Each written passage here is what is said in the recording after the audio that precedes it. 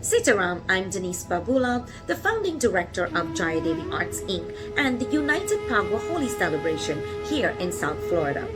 As a nonprofit Indo-Caribbean arts and culture organization, our mission is to preserve, present, promote, educate, and unite the arts and culture from Trinidad, Guyana, Jamaica, Suriname, Belize, and other parts of the Caribbean where our ancestors arrived. I'm here to reflect on Trinidad Indian Arrival as a born Trinidadian living here in United States. The first ship of indentured laborers were on the Fatal Razak, which means victory to Allah. The ship left Calcutta February 16, 1845, 103 days on the Kalapani, the dark waters, and arrived in the Gulf of Paria, Trinidad, May 30th, 1845. There were 277 indentured laborers who were quarantined a few weeks on Nelson Island near Chagaramas before being assigned to the sugar and cocoa plantation. Our ancestors came from Uttar Pradesh, Bihar, Calcutta, and a few came from Bengal. During the period of indentureship, our records show that 89% were Hindus, 10% were Muslims, and 0.04% were Christians. They came from every caste in the Indian society, but majority were from the lower caste and a rural traditional background. Our ancestors came on a 5-year indentureship contract and were promised great opportunities and lots of money. Instead, living conditions were terrible and they were treated horribly. Men were paid 25 cents a day, females were paid 16 cents per day, and a promise to return to India.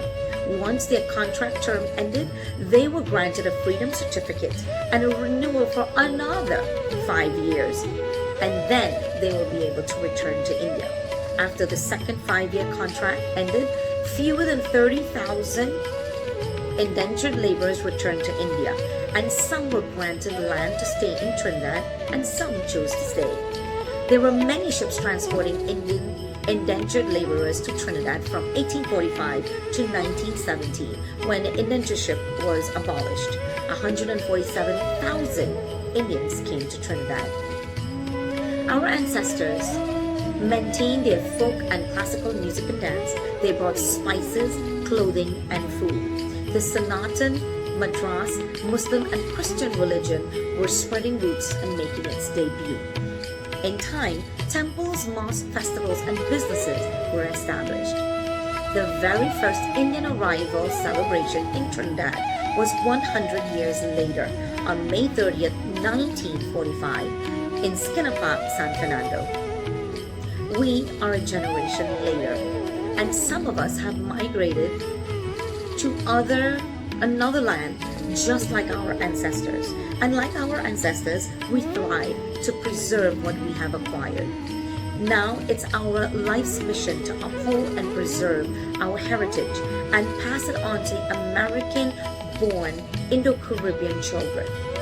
Talk to them about lipaying with gobar. Talk to them about the traditional ways to cooking. Use the few Hindi words we know.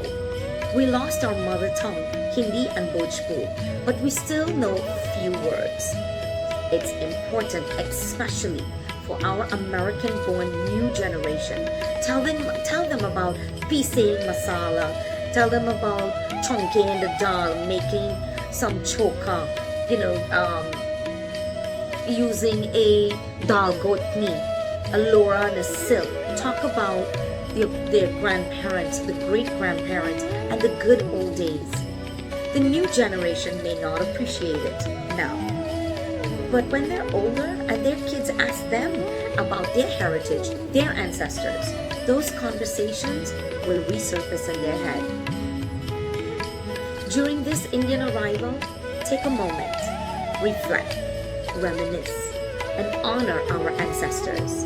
Tell their stories, their struggles, the history. Because without them, we would not be who we are today.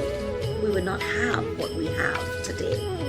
Be proud of our Indo-Caribbean heritage and rich culture. Happy Indian Arrival to each and every one of you.